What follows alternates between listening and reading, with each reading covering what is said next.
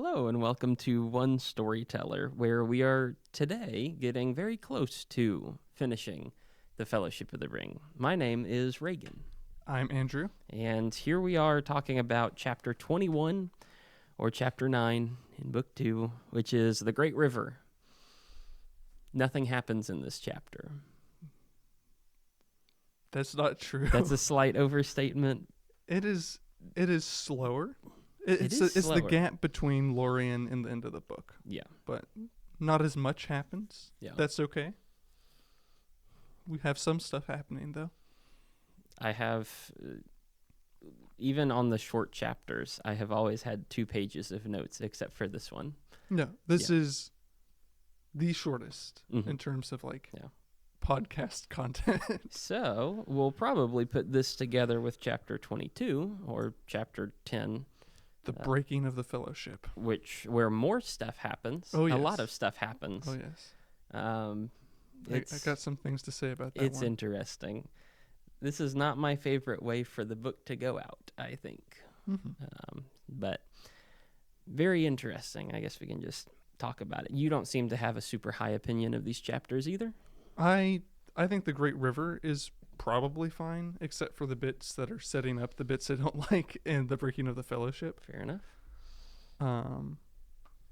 It sets up several things. Gollum, the danger on the eastern side of the river. We were talking about this a little bit. I think it sets up the danger on the eastern side of the river very well. You see Gollum is on You their say heels. Golem and not Gollum? What did I say? You Isn't say it? Golem. I did overemphasize that. What in the world? Okay, Oops. sorry. Gollum is chasing them. Okay. He's Whew, getting closer I know and what closer. we're talking about. Yeah. Not the Jewish clay monster. Yeah. I was With very a confused. little scurvious creature. Mhm. As a log. Boromir is getting Feisty. more and more strung out and further away from who he normally is. Frazzled. Yeah. That's a fun word. And we're seeing the main issue of where do we go next? Because we have been delaying this decision. Yes. Which is one of our favorite themes. Yes. I like it more when people didn't recognize the issue of delay in the beginning of the book and then grew out of that. Yes.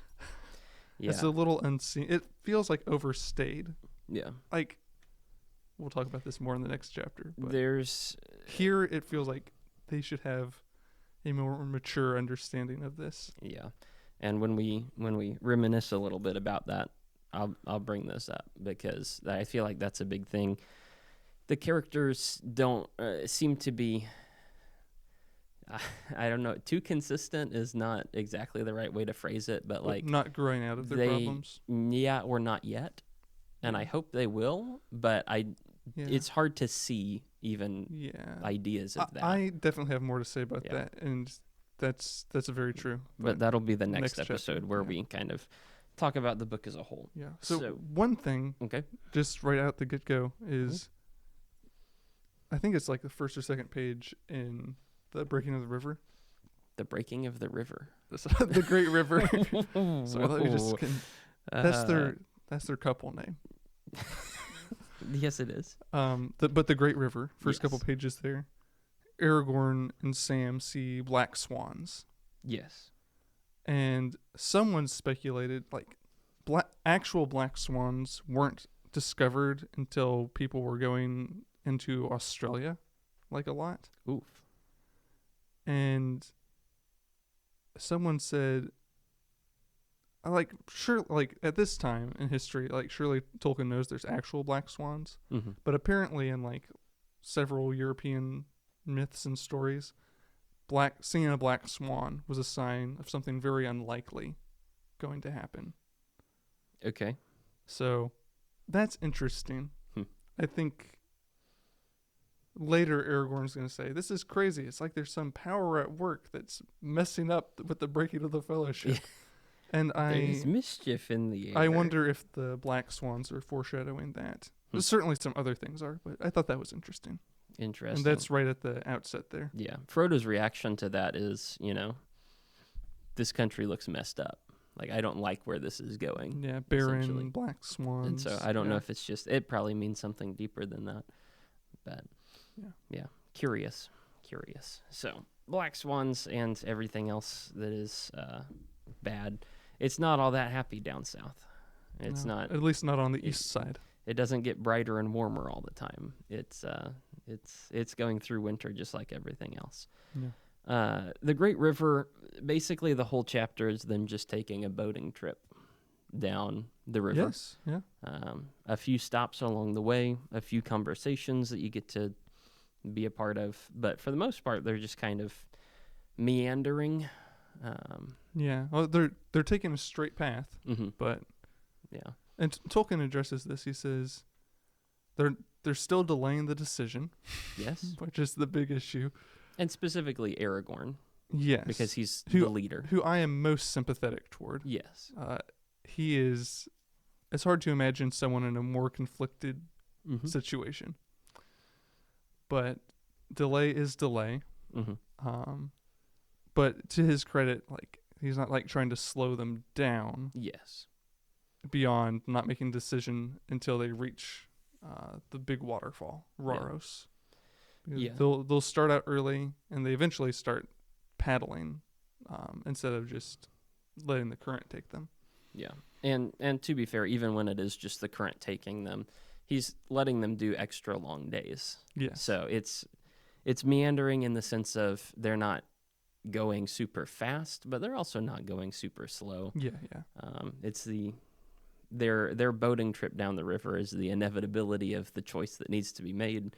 Yeah. Instead of just making it. And in that sense, it's like, it is very poetic. Like, you could commit to going on the west side or the east side, but we'll just take the river. And we talked about that in the Lorien chapters where Celeborn says, I'll give you boats. And everyone's like, thank you so much. Bless this man. Yeah. There have been a whole lot of instances of crossing rivers to get to where you're supposed to go. But instead of crossing over to either side, Aragorn is content to wait. Yes. Which is not good. Not good. Aragorn needs to step up for the group's sake. And like, I understand why he's delaying, but you can understand something and still be like, yeah, you need to grow up, man. You've got a job. This will come to a head. I think Tolkien, like, this is a problem. I don't think Tolkien is pretending about that. No.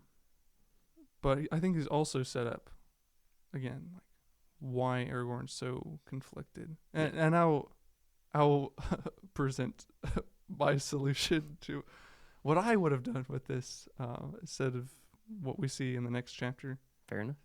But yeah, Tolkien is setting this up. This is the problem here. Yeah. As they go down, there's a brief conversation that orcs could be a threat, and they can even shoot across the river, maybe. Yes.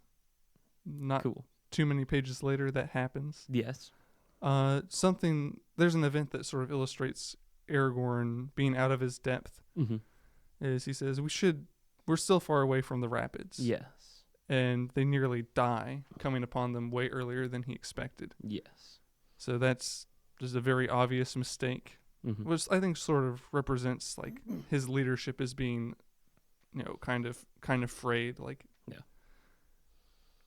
And understandable, because he hasn't been this way much, I gather, or at least not in a long time. Yeah. But still, why are they boating at night? Yeah, that's a question. They started traveling by night again when Gandalf was with them outside of Rivendell, moving on from there. Wolf, my voice is doing something. But Aragorn has decided to continue traveling by night, and that almost gets them in trouble because you can't see during the night, and that's kind of problematic. As you're going through, we see the thoughts of everyone in the boats except for Frodo, Aragorn, and Boromir, which is interesting because those are the only three whose thoughts I really care about. Yes, those are the three most important brains at this moment. Yes, and everybody knows Boromir's acting very suspiciously. Yes, but we don't know what it will lead to. You kind of do. I feel like that's been It's not very subtle that Boromir is not exactly on the good guy's side. Yeah. Like, Tolkien doesn't want it to be subtle to the reader. Mm-hmm. I think you can understand how the people around him, like, this is true-hearted Boromir. I wonder what's bothering him. Yeah. Yeah. Having read the books before and seen the movies before, it is incredibly obvious. Oh, yes. That would make it very obvious. Yeah. Not very, not exactly subtle. Sam sees Doesn't something need in to the be water. It's Gollum! It's a log with eyes. Yes. And then he talks with Frodo about it, and Frodo says, yeah, that's Gollum. And then Aragorn talks with Frodo about it and says, yeah, that's Gollum. Yeah. We're like, what okay, did you cool. feel about Aragorn saying he knew Gollum was following them? That's fine. Yeah. I will admit, for these chapters, I dove into every information source I could Fair enough. to test my major critique. Fair enough. No one was talking about it. I went places I didn't normally go, like into the depths of Reddit, various Discord servers, and all kinds of blogs. But that's something I saw a couple people complain about was, why doesn't Aragorn tell anybody that Gollum's following them? But I don't think that's a big deal. Like, if he's taking the steps to safeguard them from Gollum, which he says he has. He says he's tried to, like, he's been awake. He's tried to capture him several times. Yeah. Yeah. I mean, Gandalf also took steps to safeguard them, but then he died, and touche. right. Yeah. You never know when something like that's going to happen, and so it might be good to have a couple people in on it. But at the same time, that's fair. Yeah. One of the things you see in these chapters is the information breakdown as nobody's talking to each other.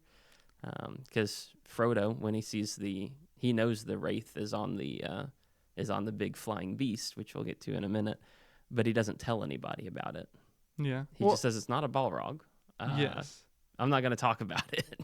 I think that's okay. Yeah. Well, I don't know. He knows something and then won't share it with the group. Aragorn also knows Gollum's following them, won't share it with the group. I feel like there is sort of a pattern. There's a lot of stuff where people are talking past each other, that comes to a head, especially in the next chapter. Very much. Yeah. So I feel like that's a theme that's being set up, yeah. Even though I would like to think these guys have known each other long enough that they would be better than that. Yes, that becomes my major critique there in the Breaking of the Fellowship. Yeah. So I guess we'll get to that in a minute. They lose Gollum. They give Gollum the shake at some point, but then they are marked by a hunting eagle. Yes. I guess eagles are bad now? That's their guess. They're not sure. They don't know for sure. Yeah, well, I assume that when they get jumped by a bunch of orcs here in just a second, that's because they got marked with the eagle. That's the two options you have. They expect it's either... Well, it could be random. They don't really think it's that. They say it's... I guess they imply it could be the eagle. Later, they'll say maybe it was Gollum who betrayed us, or location of the orcs here. Yeah. Yeah, Legolas just specifically says it is a hunting eagle. Yes. Is what he calls it. Yep. And so that feels intentional. Yeah. It's right after this they get in the rapids, or almost get in the rapids, and Aragorn's like, all right, we need to take a nap instead. Them trying to get out of the rapids is when the orcs attack? I think it is. Is that correct? It's very chaotic, like arrows pouring in on them. Yes. The cloaks of Lorien help the orcs miss their mark. Is that how that works? That's one of the things they say. Yeah. Okay. Cool. Frodo is the only one who gets shot, but obviously he's the only one who has resistant armor. Yes. So he's fine. I guess even the arrows are obsessed with the ring and trying to find it at all costs. It's just random. It's okay. It's just how it works. And so there is that. There is, and this is my main complaint that I just keep making fun of in this chapter. It's hard. There's this big black shadow dragon bird thing. Yes. That flies above them, and then Legolas shoots it down. Yes. And it is gone. Mm-hmm. And that's it. Yeah. Essentially, you think such a beast should be more fearsome, or have more screen time? I just think it's kind of a waste, because you have Frodo knows that there's a ring wraith on this thing. Yeah. And or he's almost positive. Yeah, he gets a chill feeling in Where his he was shoulder. stabbed. Yeah. And so he's like, yes, there's a ring wraith on that thing. Yeah. And then it goes down. Gimli says it was like a Balrog, and Frodo says no, but I'm kind of right. It's a thing that's closely connected with Sauron, so there's an understandable feeling there. The problem is when you have the ring wraiths have been the big threat in the first half of the book, and then they get all washed away at the effort of Elrond and Gandalf. Let's not forget everything that Gandalf went through to put horses in the water. Yeah, the boulders might have made a difference. The boulders were cool. It's still just water, but it was actual boulders in the water. Yeah. Oh, okay. Well, that's good. Yeah. Good for him. I think that might have helped. So there is actual work that's put in to dehorse the ring wraiths, and then Gandalf says without their horses they are crippled. Like they're just not as impressive if they can't move fast. Yeah, essentially. But I will make a slight interruption. Yeah. They do, even though they are pretty sure their horses are dead, they do, and we're expected to take this reasonably, as they do spend a couple months making sure the ring wraiths are also not around. Yes. Even without mounts. Yes, and the ring wraiths presumably spend those couple of months trying to get back to Mordor so that they can mount back all up. Wispy, trying to reform and Something all that. like that. Tolkien magic. I'm not sure exactly what's up there. But. Yeah. The ring wraith finally reappears here at the end of the book, and it's like, oh, the big villain is back, but he lasts for less than a paragraph, and Legolas shoots him down, and he crash lands in the east. Yes. And so I don't know if is he perfectly fine and only his mount is dead, or has he been deformed again from the impact, or it seems like, and like I might be making some mistake in logic here, but it seems like it would take like a lot of force. Like the only thing we saw that destroyed the ring wraiths before was like the power of Elrond, or you could even say the combined power of Elrond and Gandalf. Like that destroyed them. Fair enough. I don't think crashing off the creature is going to kill the ring wraith. Okay. And we could compare this to later when a certain ring wraith has his mount killed. Like he's fine, you know. Yeah. He didn't crash land, but I mean, yeah. Still, it is close enough. So I think it's a big blow. Like we see these creatures are fast. That's why Sauron gives them these creatures. Yeah. But and it's a heroic moment for Legolas that he can forestall this creature that's probably trying to swoop down and grab Frodo or something. Yeah, maybe. But the ring wraith is still at large on the other side of the river at the end of the story. Yeah. Or the episode, rather. Yeah, we assume so. We don't actually I think it's a very safe see him. bet. I think that's probably a good implication. But still, the ever-present villains from the first half of the book show up again. One of them shows up again and instantly gets kind of ignored, like gotten rid of. Yeah, I see what you're saying. But I do unimpressive. Think it is more. I don't know if it's unimpressive. His speedy vehicle is destroyed. Yeah, and I think that's reasonable to happen to like a big bird monster. Yeah. But it's not like he's ignored. He's stuck on the other side of the river, and that becomes relevant. Does it? Yeah, I think that might be one reason why people don't want to go on the other side of the river. Is there's a bunch of orcs over there. There's something like a Balrog over there. Frodo knows it's at least one ring wraith over there. Okay. Maybe we shouldn't go on the other side of the river. Okay. Because that's never brought up again in the actual. Yeah. That's one of my complaints is that's not specifically mentioned. Yeah. But that feels like it would be a big. Yeah. Well, I think it is a implication you could reasonably make. That there's a lot of enemies over there. I think Aragorn nearly explicitly says this in the next chapter.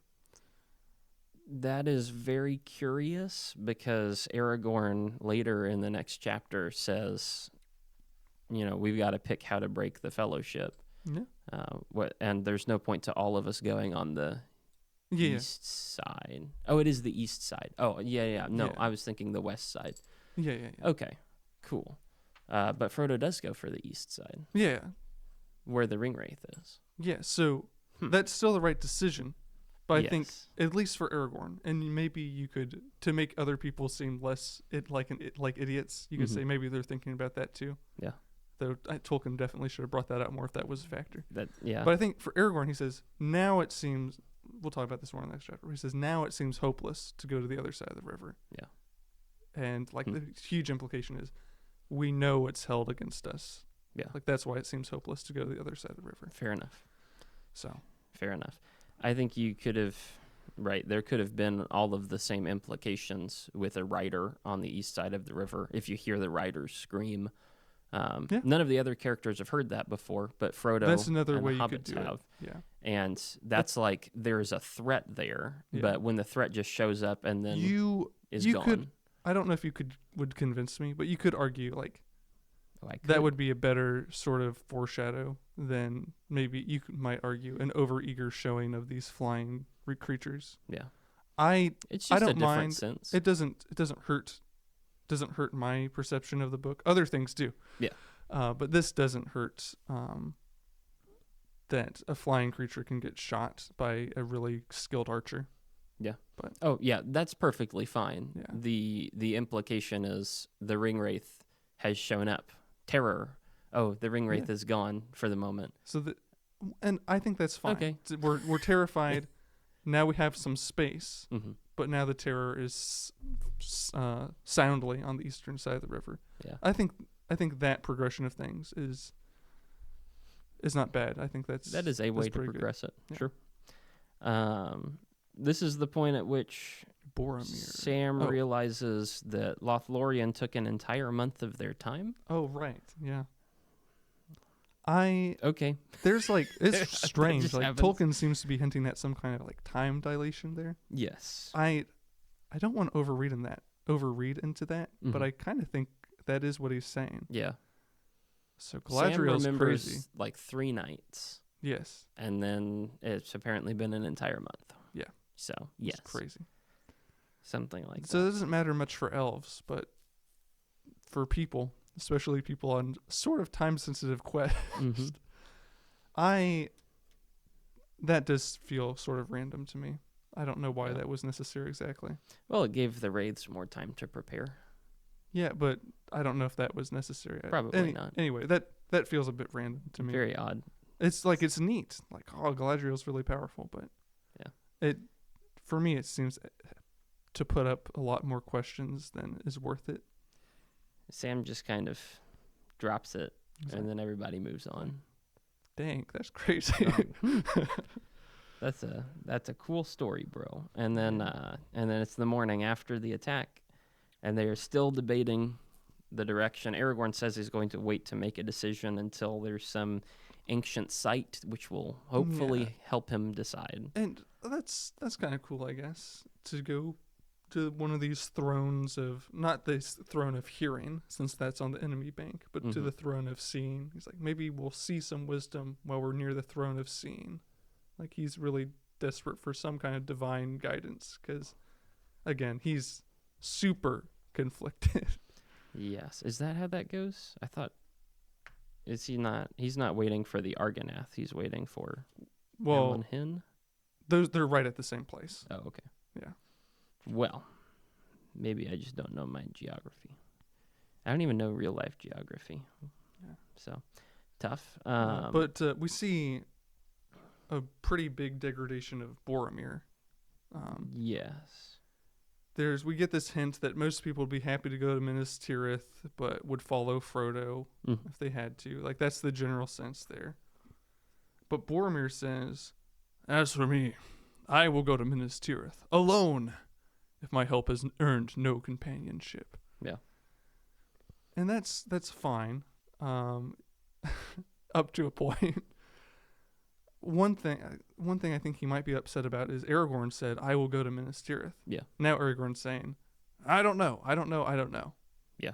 That'd be pretty discouraging. Understandable. That was Boromir's conciliatory takeaway from the Council of Elrond. Is I think it'd be better to take the ring. Well, at the very least, I'll get the heir of Isildur and his sword. Now he's not even sure about that. So it can make sense why he'd be sort of discouraged and antsy. Yeah. But It also shows that he does not really care about the larger quest. No. He clearly thinks going to Minas Tirith is the most important thing. Mm-hmm. And like that's fine for him, but he thinks that's also the most important for everyone else. Like that's you can clearly see that with his dismissive attitude.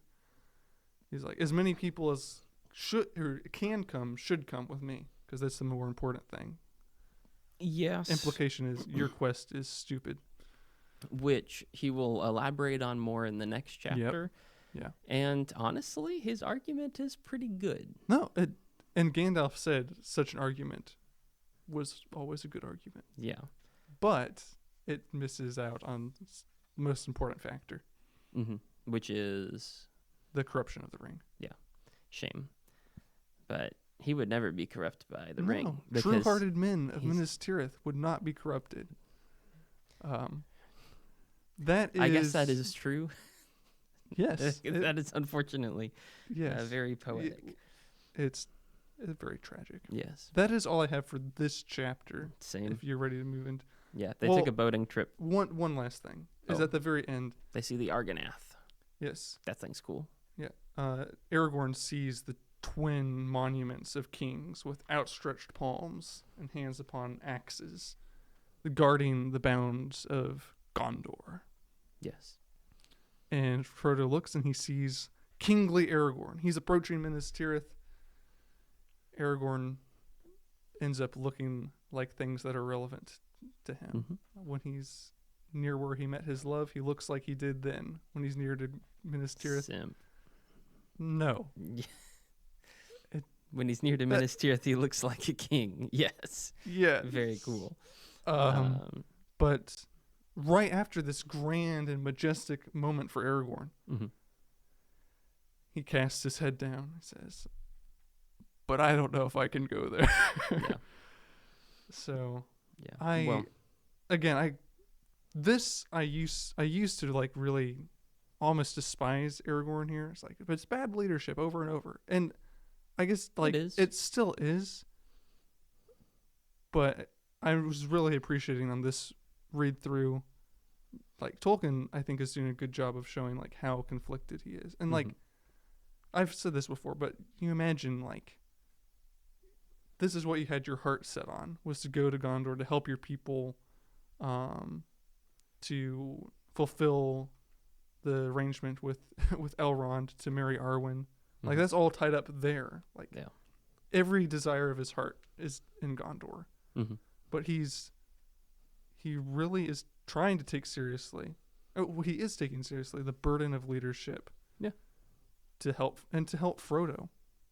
So I think Tolkien is doing a good job presenting the conflict, the things competing for Aragorn. Yeah. There is good and bad.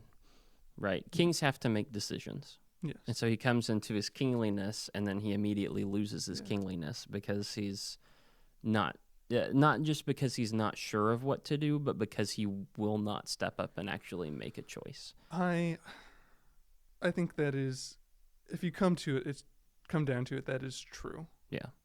Like I understand where he's at. Yeah. But part of being a good king is you can't let your personal feelings get in the way of your corporate responsibilities. Like you have a responsibility to be the leader. I agree with you. Yeah. But it's sort of also like your corporate responsibilities versus your corporate responsibilities for him.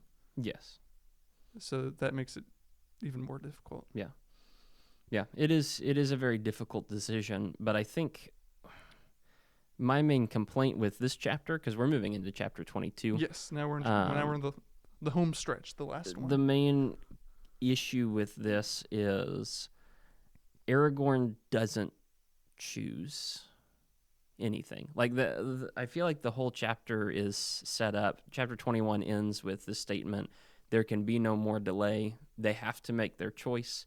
And then chapter 22 is Aragorn hems and haws and ultimately doesn't make a choice. And maybe he makes a choice in the Two Towers in the first part there. Well, he will have to, yes. Yes. But the fact that is in the Two Towers and not in the Fellowship of the Ring is very odd. I I don't think so. Well, odd maybe. I think it's works very. I have plenty of problems with this chapter. That's not one of them. Okay, that's my primary problem with this chapter. Is that Aragorn doesn't make a decision? Nobody really makes a decision except for out of the 8, rip Gandalf. Out of the 8 characters we have, Frodo and Sam make decisions that are actually impactful, and the other 6 just kind of run off into the woods. Well, and then Frodo, Sam, and Boromir make decisions. Yes, yeah, that's fair. Mm-hmm. The other 5 then run off into the woods. I will say, I think Aragorn makes a decision too. Okay, but you'll have to make that argument as we go through this. Well, I don't think it's the right decision. Just like I don't think Boromir's or Frodo's decisions are the right decisions. No. Sam makes a great decision. Sam is cool. I like Sam. But Aragorn, all the homies, obviously Boromir, and Frodo. I've read this book several times. Yes. I gather. Like I say, I'm bringing up like Aragorn's conflictedness too much, but because that's new to me. Mm-hmm. Like I used to like be Frodo and Aragorn are so dumb. Aragorn, like he's not perfect here. No. But he's much more sympathetic to me than Frodo is. And Frodo, I can understand where he's coming from, but a lot of the leftover exasperation has fallen on Frodo for me. Understandable. Yeah, so when we come into this chapter, it's like you say, it's like messy. We can't delay anymore. We have to make a decision. And that's emphasized. There are orcs present in the area. Yes. Far enough away it's not an immediate threat, but close enough it needs to, you need to make a decision and move somewhere. There's something there, right? Yes. But we see like this really big issue of burden of choice, you know? Mm-hmm. And I'll loop back around to this when we come to it. Cool. But now is the time for the initial soapbox, I think. Okay. Which Aragorn says, okay, we have to make a decision. He says, Frodo, I think it needs to be your decision. Which is fair. Like, he's the one appointed by the council. Aragorn's saying all the right things. Yeah. But then he says, I can't advise you. And that's Cap. It's something that happens earlier is Gandalf. Well, it's when they have to choose whether to continue trying the mountain, or under Moria or some other route. Yeah. Gandalf, I think, says, "Let the ring bearer decide." And like, if it comes down to it, we're going to be consistent. Like I don't think that makes a lot of sense. No. I think Frodo has the capacity to make a lot of different choices. But Moria or not, like he's uninformed. He has no so idea. That feels strange to me. That's sort of out of the purview of this. Yes, although even back then that was kind of thrown on Frodo and then immediately taken off of Frodo because the wolves attacked, and so they just followed after Gandalf anyway. Yes. This is the moment where the choice is thrown on Frodo. There is a recognition. We need to do this. Yeah. Even though they're saying Frodo should make this decision, but here, this is the moment Frodo gets to make the decision. Yes. So Aragorn says, "I can't advise you." Mm-hmm. I sort of understand that position. Mm-hmm. But it sort of embodies my biggest gripe with this chapter. Yeah. And Frodo, who will later become clear, has already basically made up his mind. Yes. Says, "Let me think alone." Which is like, okay, buddy, I felt that way before as well. But this really is like the cardinal sin of delay. Yeah. And Boromir obviously is compromised at this point. Mm-hmm. Everyone else is either dumb or Tolkien is not doing a good job of describing that they're afraid of like Nazguls and orcs on the other side of the river. Mm-hmm. If they're dumb, I think there's a better way to contrast them with Frodo and Aragorn. Yeah. Aragorn.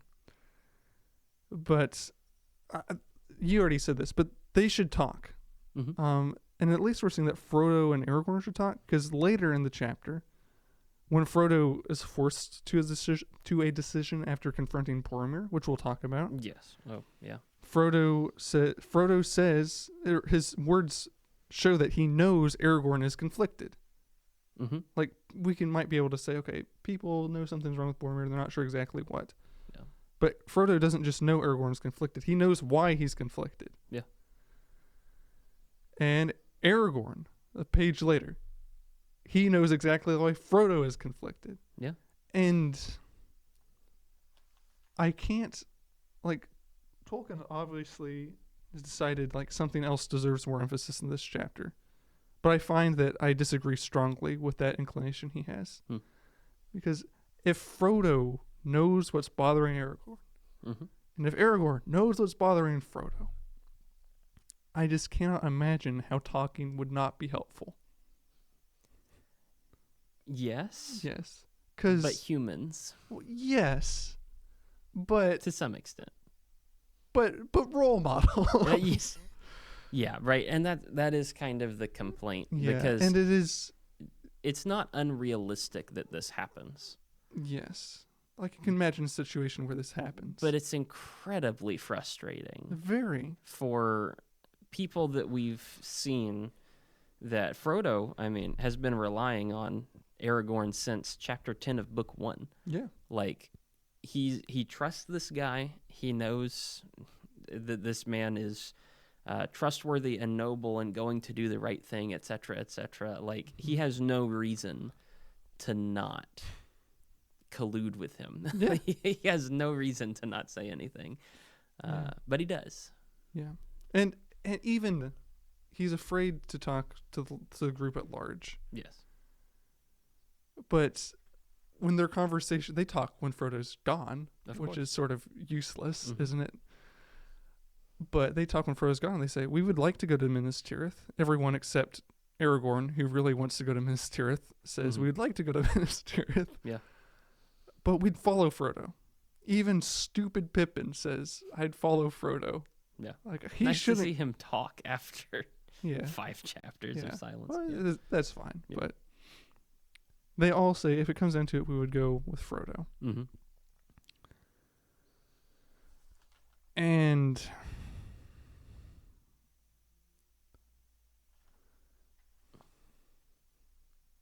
it's Frodo's making 2 big mistakes here.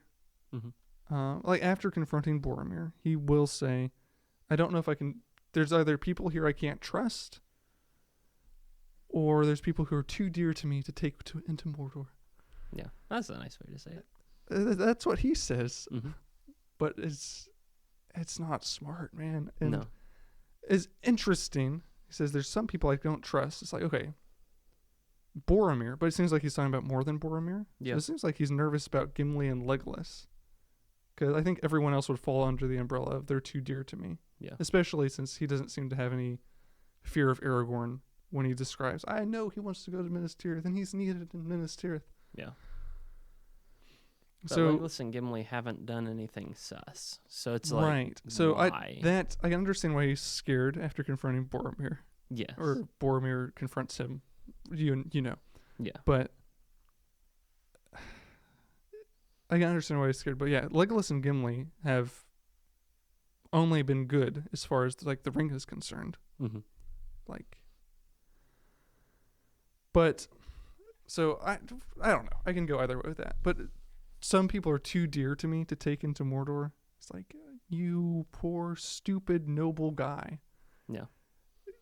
Gildor's advice, even Gandalf's advice, and even Merry's advice, Aragorn's advice. It's almost like everything in the book has been everyone about working with people. Everyone is telling him, don't do this.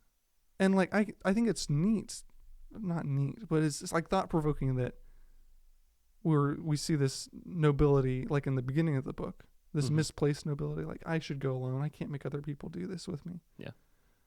But that is what we see, I think, over the course of even this book is That's very arrogant because you're making decisions for other people, Mm-hmm. which when you're dealing with adults is not appropriate. No.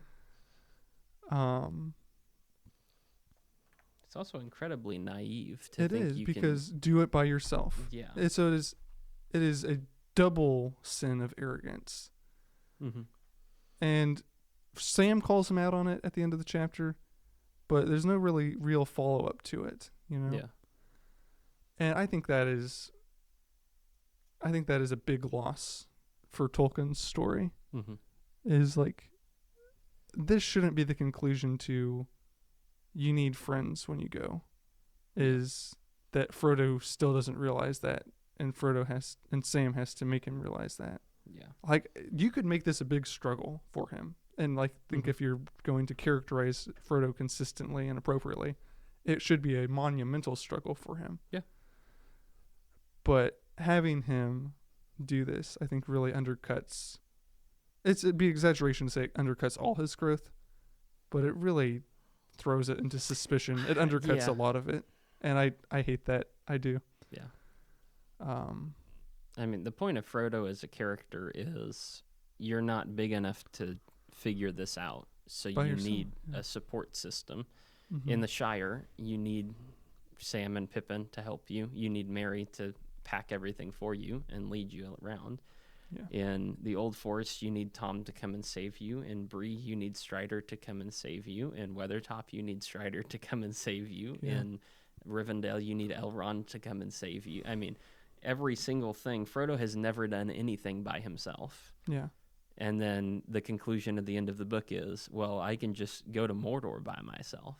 Yeah. Which is stupid. It almost feels out of character to me. It does, because the time we've spent with the growth. Like it feels like we're skipping back to him at the beginning. Yeah. Which it's fine to be naive in the Shire. Mm-hmm. Sort of talked about that a lot.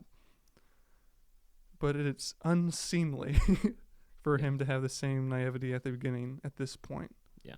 Especially when I think we've seen that he has grown. And so I think you might be right saying this seems out of character. And at very least, I feel very justified, as you do, in my frustration with Frodo here. I have gripes. Yeah. With him personally. And so the last thing for this big soapbox, rather. Yes. We are boxing soapbox. Is Aragorn says, here's what I think would be a good idea to everybody. Like everyone else, I don't really have much patience for them saying we'd like to just delay and go to Minas Tirith. Yeah. And Pippin seems like he'd be happy to stay there forever. Mm-hmm. Yes, the river is dangerous. Maybe they just want to hang out there until things cool down. But even that is stupid. Yeah. I don't like they're in a position where they should realize things aren't going to blow over really quickly. No. Like not at all. Things are going to get worse if you don't make the choice now. Yeah. But Aragorn says, yeah, I think me, Gimli, Frodo, and Sam should go, and everyone else can go to Minas Tirith. That's not a bad idea. No. He probably should have mentioned that to Frodo. Yeah. But and then again, leaping back to my first thing, and then I'll probably have exhausted everything I said. I don't want to be redundant. But if Frodo recognizes Aragorn is conflicted, he can say, Aragorn, and like this would be a hard thing to do. Like it's easier.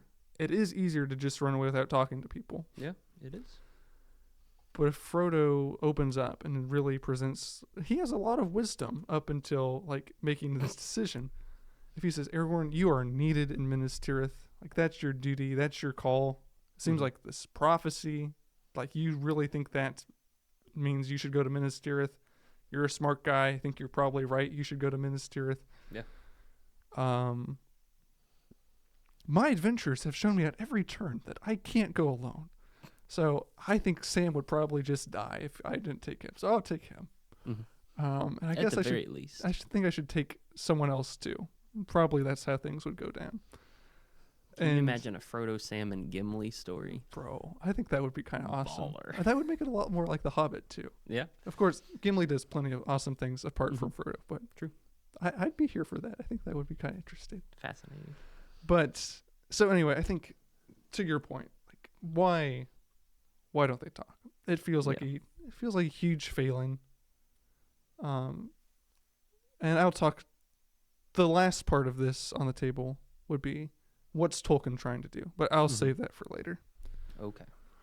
So that's my turn. Yeah. Okay. Whew. I lost control of the conversation there. That was terrible. So, yes. Frodo is given a choice at the beginning of the chapter. Choice of where to go, and he says, let me think about it for an hour, and then just wanders off by himself. Oh, yeah, and which is stupid. Aragorn says, don't wander off by yourself, and they just watch him do it, I think. Well, I don't think it makes sense for him to go out of sight a little bit, but he greatly extends like the spirit of the distance. Yes. And there's curious. Frodo doesn't want to make the choice, which is consistent. We've seen that throughout. Yeah.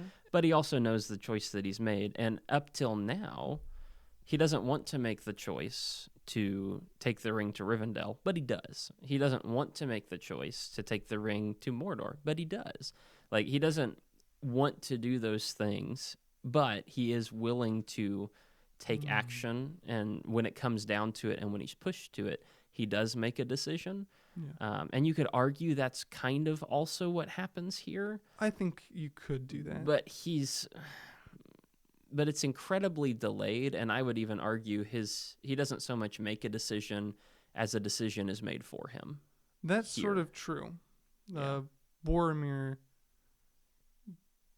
Frodo says as much. Like, I didn't know what I wanted to do before, but now I do. Yeah. So, you could say he's forced into it. That's fair. Which, Frodo walks away from the group. Boromir also somehow walks away from the group.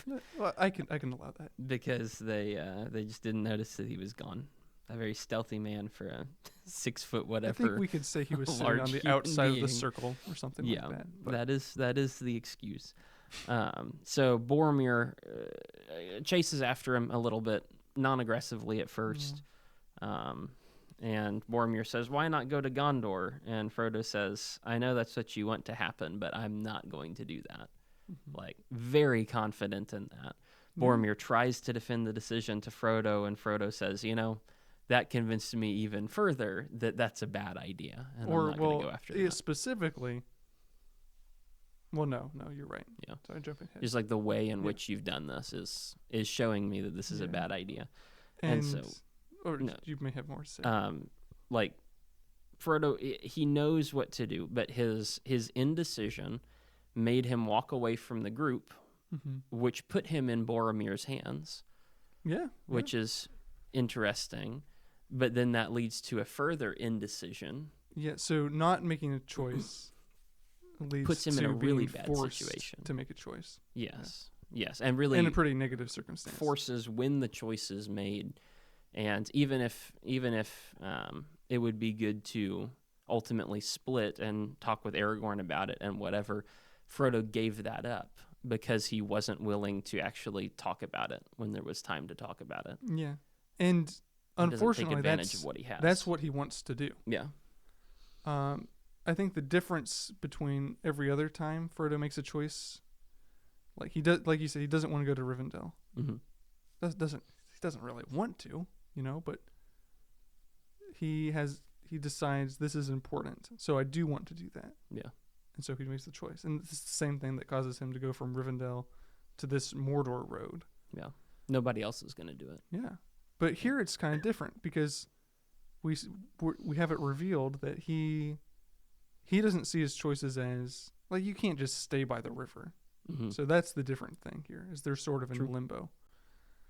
And I could go to Minas Tirith or to Mordor. He doesn't see going home as an option, which is to his credit.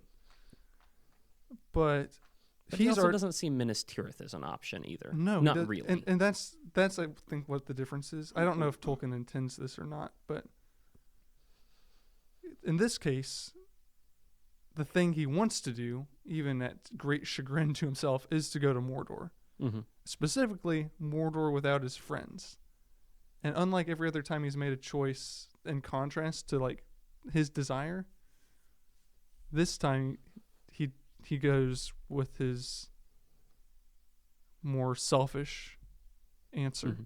The selfish answer in Rivendell is, I'm gonna clean my hands of the ring, you know. Yeah. And here the selfish answer is, I'm gonna go by myself. The arrogant answer, Mm-hmm. and that's the choice that he makes. Yeah. So I think that is an unfortunate difference here. A shame. Yeah. A shame. And even if you say it like that, then it doesn't feel so bad. Then it kind of makes sense with his character of, oh, this is his one flaw, right? Mm-hmm. He ultimately makes that bad decision. But when you put it in the context of all the other choices and their ramifications, it really seems like he shouldn't be making that decision. And that's where the issue comes from. Yeah. I think, I will say, I have tons of issues with this. Like, the premise of we have choices to make. Well, I think that's a bold choice to not have action here. Mm-hmm. And I think it could have been really, really well done. Yeah. I think it could have. And I think in this chapter where I have tons of complaints, we can see the greatness in the chapter in like the Boromir interaction with Frodo. Yes. Like Tolkien pops off there. Like I think it might be some of the like Tolkien has a gift for dialogue, I think. Sometimes. Like but he's very skilled in lots of ways. But we haven't seen like a lot of dialogue. Mm-hmm. Not in this book generally. Like in the Shire, we saw like kind of a lot of that. Yes. You see the hobbits talking to each other, and it feels realistic and charming, and it characterizes them very well. Mm-hmm. And you have those same elements here with Boromir, because he's doing like literally 90% of the talking. Yeah. So the dialogue and all these other elements with the Boromir-Frodo interaction are very well done. Like even the beginning is Frodo's scared. He felt unfriendly eyes, and he sees the smiling face of Boromir. Yeah. And Boromir, of course, is trying to present himself as this good, reasonable option.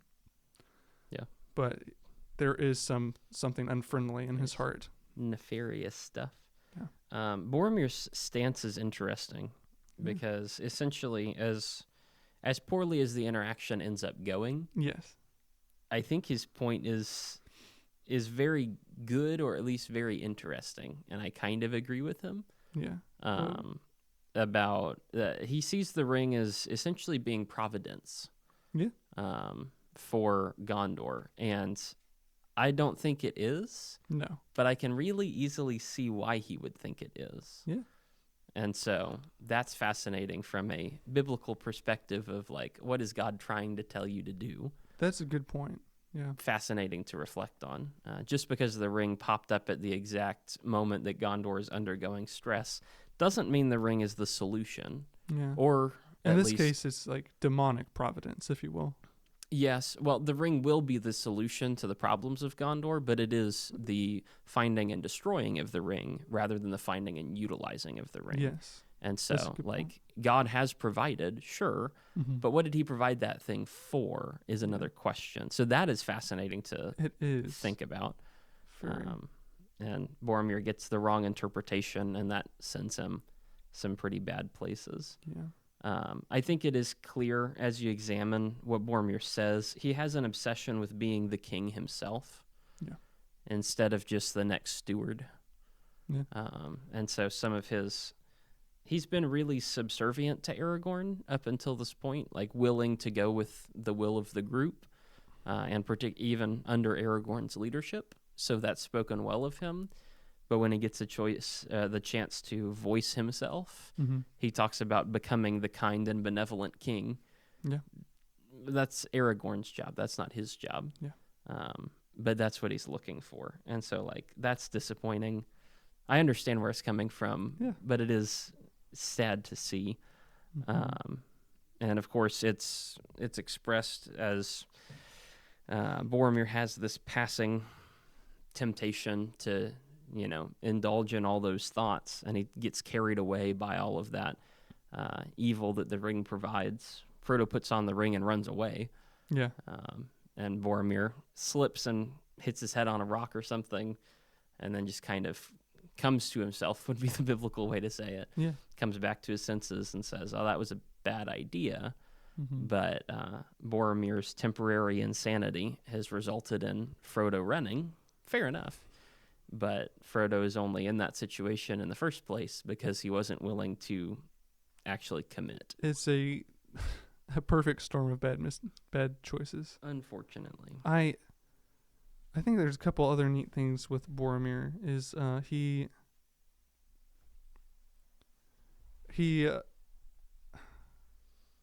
see something of myself in this. Is he of course doesn't bring this up around other people. He takes advantage of Frodo being by himself to challenge like everyone else's authority and to appeal to Frodo when he's more vulnerable. Yeah.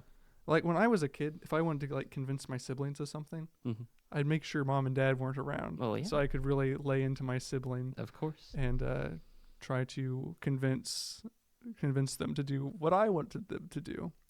Which wouldn't be, mom and dad wouldn't think that was, stop that. But that's what Boromir does. He takes advantage of like the vacuum that Frodo has put himself into, to your point. Yeah. To convince him.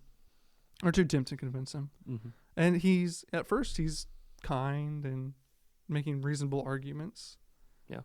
And he even eventually, when he sees Frodo's reluctant, he says, why don't you come for at least a little while? Right? And he says a ton of reasonable things. Like, you need to get an update of the enemy movements. You need to rest. You've been in the wilderness a long time, man. True. So he's really heaping on every possible excuse to go to Minas Tirith. Yeah. And like Frodo's credit, he's still like, that's not an option. That's just delay. But Boromir, Frodo says, well, the ring, you know you can't use the ring. That would, because Boromir eventually does show his hand. Like, we need the ring to save my home. Because he recognizes even true-hearted men of Gondor can't resist the enemy by themselves. Yeah. They need help from the ring. They do need help from the ring. Yeah. That is true. And so he reveals his hand. Frodo says, no, if anyone uses the ring, at best you get a new Sauron. Yeah. And that's not really that great. Yeah. Boromir says, well, maybe that's true of like wizards and elves and half-elves. Maybe not the true-hearted men. Maybe they'd be corrupted, or maybe they're just weak. But we recognize we can use this to fight. And that's the tripping point. He says, imagine what Aragorn could do. And if he's going to be like a wizard or an elf, imagine what I could do. And that's like the last straw to the temporary insanity. And that's what drives him to different kinds of escalations, which is, it only came to you because of unhappy chance. If anyone has a right to this, it's the men of Numenor. It should have been mine. Or no, it might have been mine. It should have been mine. Give it to me. Frodo says, nope. Yeah. And gets out of there. And he eventually gets this noble guy. He's like, we've seen several instances. He's like really concerned with helping the hobbits. Like Tolkien's made a point to show that he cares about that. Like, if we continue on the mountain pass, it'll be the death of the halflings. And he helps carve a path through the snow for the shorter people. He's the one who comes up with that plan. Yeah. Yeah. Like, so we've seen, like, he cares about the vulnerable. Like, he has the Spider-Man quote in the right. Like, with great power comes great responsibility. I'm stronger. I need to help. But then there's this really heartbreaking reversal in my mind is, he's like, Frodo, if you're scared to make a choice, you can just tell people I was too strong for you and that I took it from you. Yeah. And then he says that and gives him this horrible idea, which is what causes Frodo to run away. Boromir says, "Oh, you know what? Don't even worry about like lying about it. I will just take it from you. Yeah, I am too strong for you, halfling."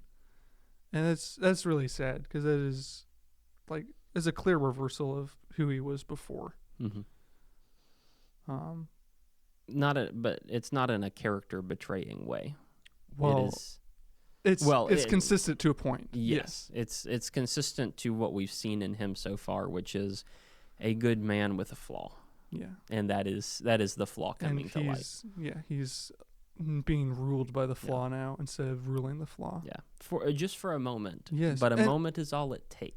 Yes. And I think you're right to say this is a momentary lapse in judgment. Like, but Frodo is right to say, like, if Boromir, like when Boromir trips and then he calls out, "I'm sorry, Frodo.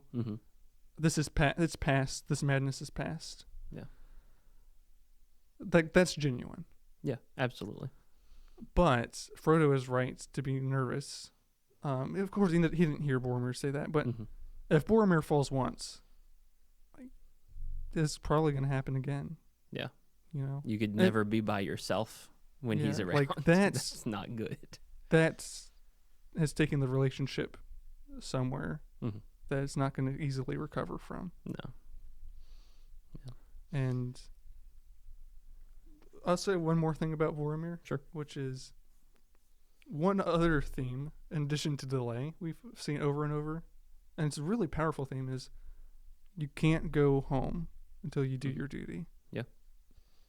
And Boromir, he has every excuse for his motivation to be what it is, but he's in stark contrast to everyone else we've seen, like Frodo and the other hobbits, even wizards like Gandalf.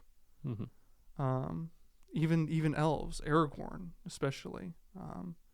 Gimli just becomes enamored with Lorien, and he leaves that because of duty. Yeah.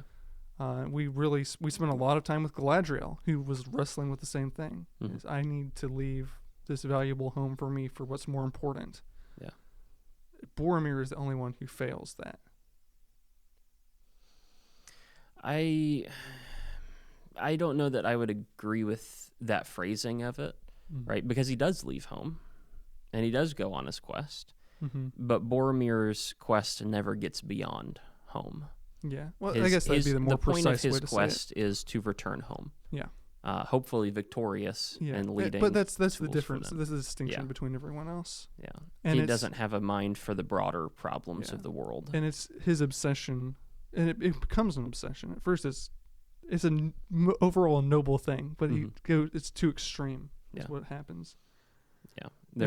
He thinks Minas Tirith has always fought Mordor.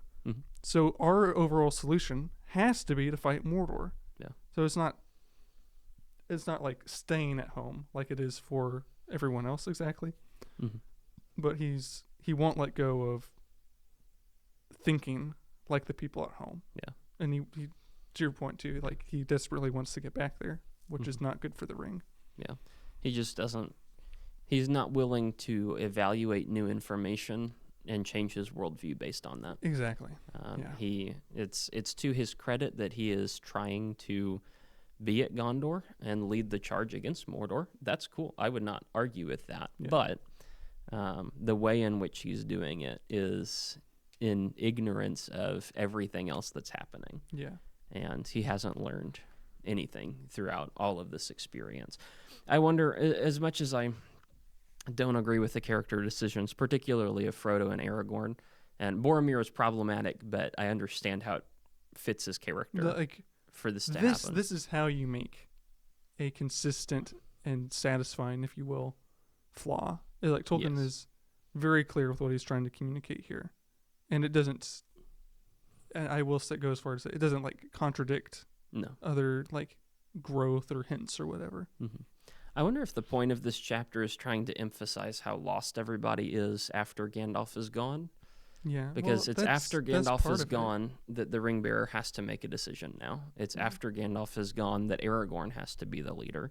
Yeah. And it's after Gandalf is gone that Boromir can get away with it. Yeah. Well, that's part of it. Yeah. I don't really like how it's executed. I get the idea.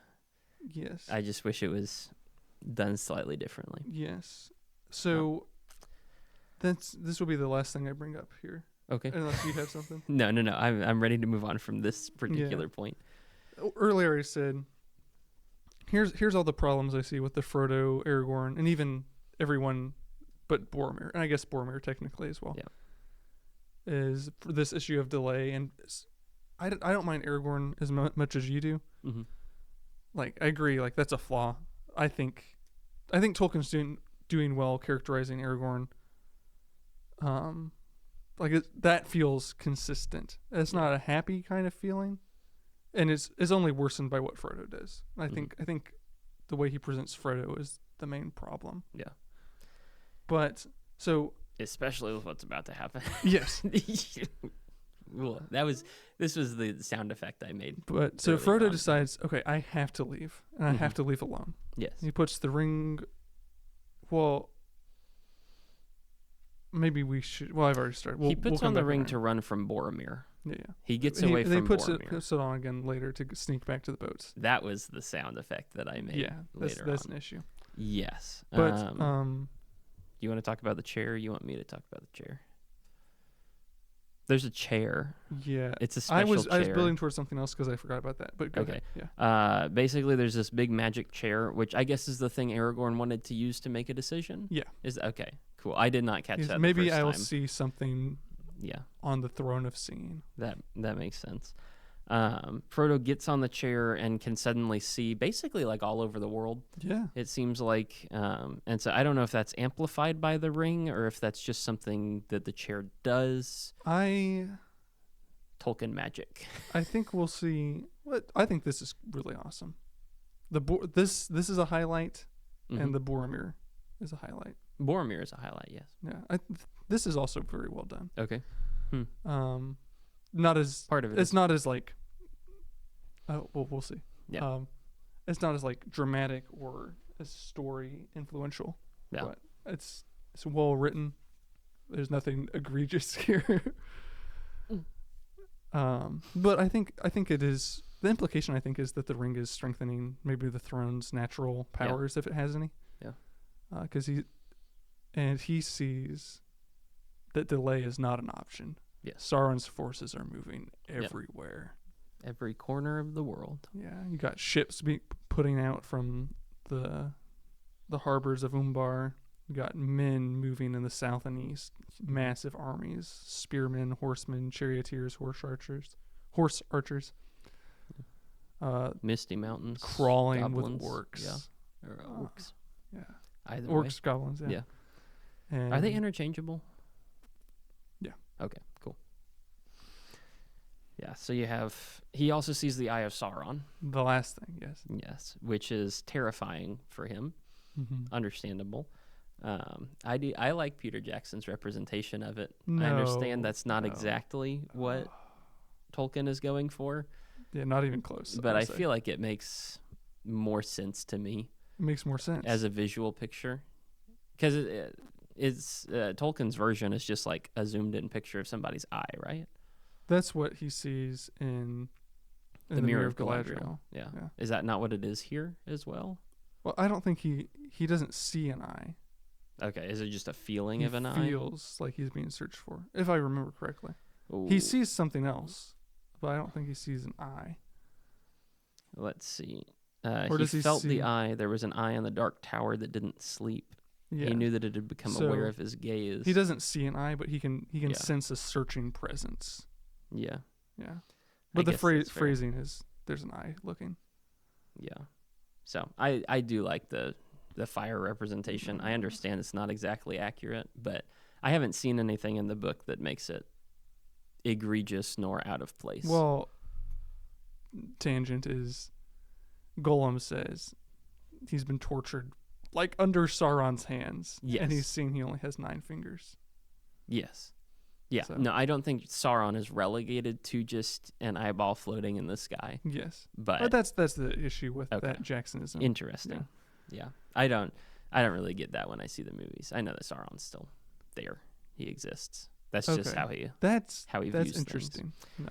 No. But no, the last part of the vision, well, not the last part. He sees, I was like, okay, there's all these enemies, and the worst thing, and Tolkien phrases this very well, all hope left him when he saw Barad-dûr, this fortress of adamant, this unassailable tower, this castle, this fortress, and the high, high tower where Sauron is bending all his will to conquer and to search for him. Mm-hmm. Which eventually, he's like, "Oh, I feel someone using magic on Amun Hin. I wonder who that is." That's crazy. And Sauron almost finds Frodo there. Mm-hmm. Yeah. Which would have been disastrous. And there is a well-written struggle between it, because Frodo wants to keep the ring on and just go straight to Sauron, and then he wants to take the ring off and run away. Like, he wants to move, he just doesn't know which direction. Yeah, so he's being stuck in indecision there too, in a sense. Yes, for a moment, but he does make the right decision. Yes, which is to take the ring off and put it back down. But he puts it on right after. And then right. And so I think that feels like, if Tolkien isn't showing like that's a bad decision there, I feel like he's crazy. Yeah. It's a bad decision, but it's also just like, it feels incredibly stupid. It feels like it wouldn't happen. Yeah. I think for Frodo to take the ring off and then say, well, I guess I got to go by myself, and then put the ring back on. It's all in the space of like a couple of minutes is what it reads like. I think that's right. And so he's super terrified that he's going to become like Sauron and going to walk right to Sauron. And then he forgets that in the space of 30 seconds. Well, it is. Well, it's just misemphasis from him. Yeah. He thinks that's bad, but he thinks not going to Mordor alone, it would be just as bad. So, and the ring's the only way to do that. Yeah. So it's a mistake. But, it's absolutely a mistake. It doesn't feel like something that would actually happen. I don't think. It feels a bit convenient, I guess. Yeah. That's a nice way sort to of phrase that. Sort of the and it's interesting because Boromir had said, "You're just going to put the ring on and take it right to him." Oh, and he almost puts him to a situation where he's going to do that. Yes, Frodo almost I didn't think about that. Avoids that by taking the ring off, but then he just puts the ring right back on to go by himself to go to Mordor, which would just take the ring right to him. There's something there. I hadn't thought about that interplay. Boromir is kind of right. Well, he's not right in how he approaches the situation. Yeah. Well, his big gripe is we should fight instead of just delivering the ring to Sauron. Yeah. And so if Frodo had his own way, Frodo would just deliver the ring to Sauron, ultimately. Yeah. If he didn't take Sam with him, if he didn't have help, the ring would go straight to Sauron. Yeah. And so he is fulfilling Boromir's semi-prophecy there. I didn't think about that, Sam's but action. I like that. So I like that part. I don't like Frodo putting the ring back on, but whatever. At least, I feel like this is like a big enough. If Tolkien's going to double down on Frodo's mistake here, I don't feel like it should be forgotten in the Two Towers. Yeah, but that's true. And I feel I'll like have to wait and see how that plays out. It's not really brought up again. Okay. Which I don't like that very much. Yeah. But we'll see. As far as like this chapter, here's the last thing. Is I said there's all these things I don't like. I feel like this doesn't really make sense. Yes. Doesn't feel consistent, like we said. This goes against the grain of what characters have been seen and set to do and how they've grown. And so the question is, like, what's Tolkien trying to communicate? Like, was he... Because I don't think he, like, left the wheel, you know? Yeah. And I think it might go back to the Black Swans and even to something Galadriel said in some of the last couple chapters, which is...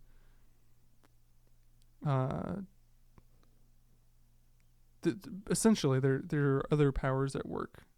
Mm-hmm. Who knows which roads are laid before you? And so this seems to be one of the rare hard moments of fate as Tolkien is presenting it. He says, you see all these things happen here? This is supposed to happen. Interesting. Which I mean I have to respect it and think about that, but I don't like it. Yeah. It's like an anti-deus ex machina, because and Aragorn recognizes this in the chapter. He says, Sam, there's some weird powers at work.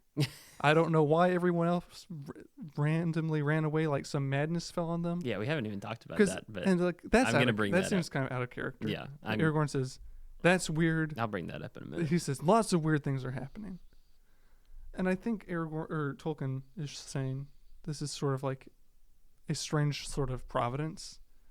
Is like, yeah, Frodo is right that a lot of people shouldn't go. Mm-hmm. And against his decisions, providentially Sam ends up with him. Yes. But like, I think it's well and good. You can present providence, and I respect that. Mm-hmm.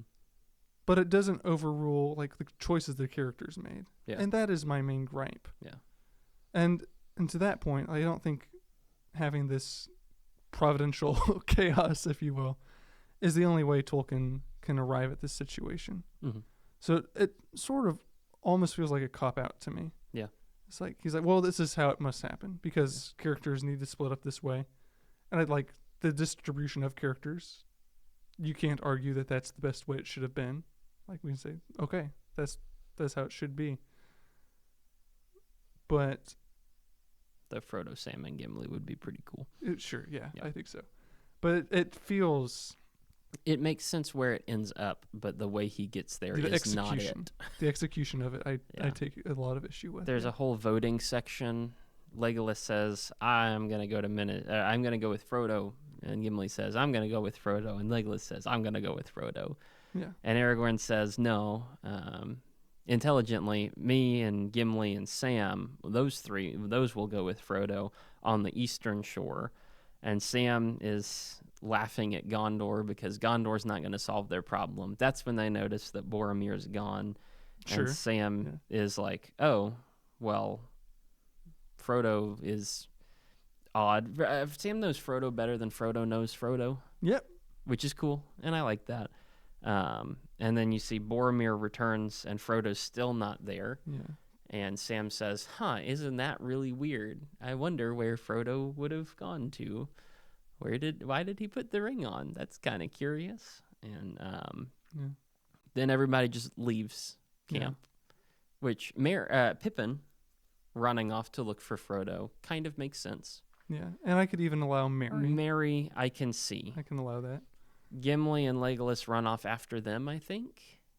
Well, or no, just in different directions. They run in a different direction. Yeah, that doesn't really make sense. That doesn't make sense. And then Aragorn runs. Sam also runs off, which makes sense. Aragorn catches him, says, hey, we're going to stick together, and then sprints way ahead of Sam, which is a thing that happens. Sam thinks to himself, then goes back to the boats, and it turns out Frodo was using the ring to trick his friends and hide from them so that he could steal a boat. Yeah.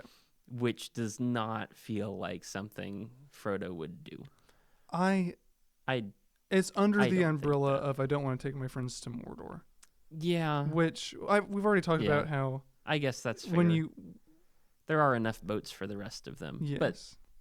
But, no, it doesn't feel great. Yeah. It's consistent with where we saw him arrive in the chapter. But it does look suspicious, and that's not to his credit. So Sam sees a boat sliding off into the water with no one driving it, and he figures, Frodo's, good deductive reasoning. Got the ring. He jumps in the water, almost drowns, gets pulled out by Frodo. That's good. They turn around to come back to shore so Sam can get his pack and bring it along. Yeah, well, and to get into the boat. Yes. Yeah. And so Frodo's sneaky plan didn't exactly work. And he work. says he's happy it didn't work. Yes, he says he's happy it didn't work. And then Sam immediately proves vital in trying to paddle them around. Mm-hmm. So Frodo was about to go and just get himself killed in like the space of 3 minutes if he had taken the boat by himself. Sure. Yeah, okay. Because at the very end, thrown over the waterfall. Yeah. It says that. Man, well, see that seems like with such help as Sam could give, it was hard work to pass across the current. Yeah, and so which is the current of a big waterfall. Yes, and so Frodo was just about to kill himself. That's where this ends. I missed that. That's a good point. It's just a mess. And then one paragraph later, they're on the other side. They're looking towards like the Shadowlands, and then the book just ends. Yes, and it is an ending, but it is an ending. I don't mind. Like, to your point, I don't mind if it ends at that point. Yes, but the lead up to that makes it very unsatisfying. It's very fast, and it's a short chapter. It is a short chapter. It's a 15-page chapter. He could have made it longer. He has no problem making things long. No. But he puts so much information in chapter 2 on backstory we don't really need. Well, and he puts so little information on, I don't think we have to. I mean, that's just like an example. Like, yeah. I feel like the first half of and this is kind of getting into retrospective we can talk about it a little bit. But like, there's so much time spent in the first half of the book, and I feel like the second half of the book is very breakneck pace as far as a lot of stuff just happens and then it's all over, and it's I don't know. I feel like it's too fast for my liking. Interesting. Yeah. I also don't like that out of the 8 characters we have, 2 of them get an ending and 6 of them are running around in the woods and we have no idea where they are. Yes. Because that does not feel like a complete ending to me. Yeah. Well, it's meant to be a cliffhanger, like, certainly. Yeah. No. It is hanging on a cliff. I will give it that. Overall, I agree. Yeah. Right.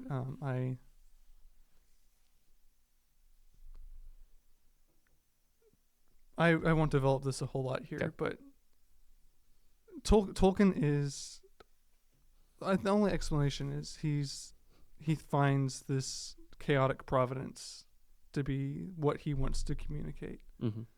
But I feel like it's at the cost of, like, it's a very costly decision. Yeah. To present the story that way. Yeah. In my mind. Mm-hmm. And so I will complain about most things that Jackson does in his movies, but I won't complain about, like, the more widespread orc attack in this situation, which isn't even much of a stretch, because we'll see in the Two Towers, everyone else was fighting orcs except for, like, Frodo and Sam. So extending it to, like, rush Frodo, or maybe have them make a good conversation, but orcs kind of force the split that we do have. If I were to rewrite this, which is a bold sort of statement, I think that would be the thing to do. Yeah. Where you can preserve characters' integrity, specifically Frodo, especially Frodo, but to a lesser extent, everyone else. Yeah. And I think that would be the way to do it. And you can preserve chaotic providence in that. Yes. Because the orcs attacking is chaotically provident. And it doesn't compromise the character's credibility. Yeah. Like, we're all running off into the woods. I just kind of scratch my head at several choices he makes here. Yeah. Not my favorite ending ever. Yeah. But we'll talk about that more next time. We'll go ahead and close this off. I think that might be the longest technically that we've been. I think we made 125 before. Woof. So this is one of the longer ones. Okay. Cool. Well, that's the end of the book. And next time we'll have some maybe brief, questionably brief thoughts on the book as a whole.